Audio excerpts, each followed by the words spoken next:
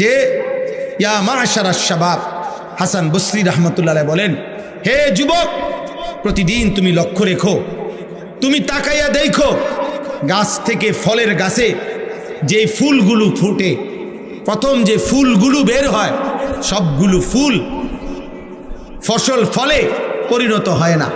যতগুলো আমের ফুল বের হয় অতগুলো আম হয় না। 2 নম্বরে, এরপরে যেগুলো আম হয় ততগুলো বড় হয় না। 3 নম্বরে, যতগুলো বড় হয় ততগুলো পাকে না, বরং ঝরে যায় বেশি, থেকে যায় অল্প।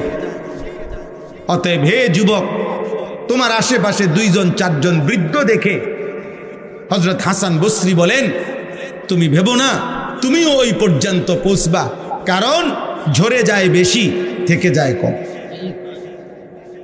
থেকে যায় কম।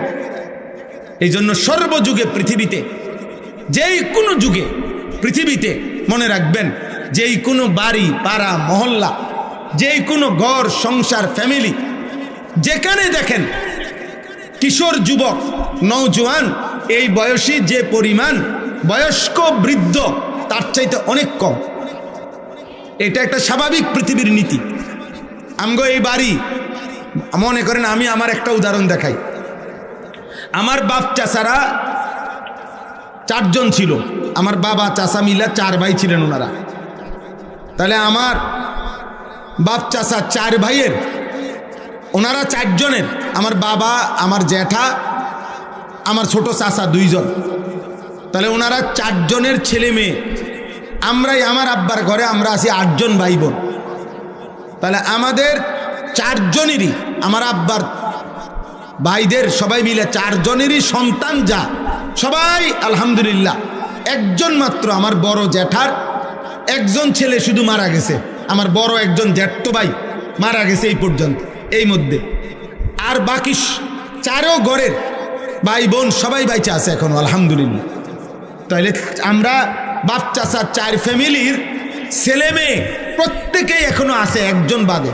কিন্তু আমার বাপ চাচার মধ্যে শুধু আমার ছোট চাচা বাইচা আছে। তাহলে বয়স্ক আছে কয়জন? 1 জন, কিন্তু তাদের বংশধর আছে কমপক্ষে 30 জন। মানে এই যে হিসাব, তাহলে ছেলেরা যে বিবেকবান দোস্ত, সবাই একরকম বুঝবান না।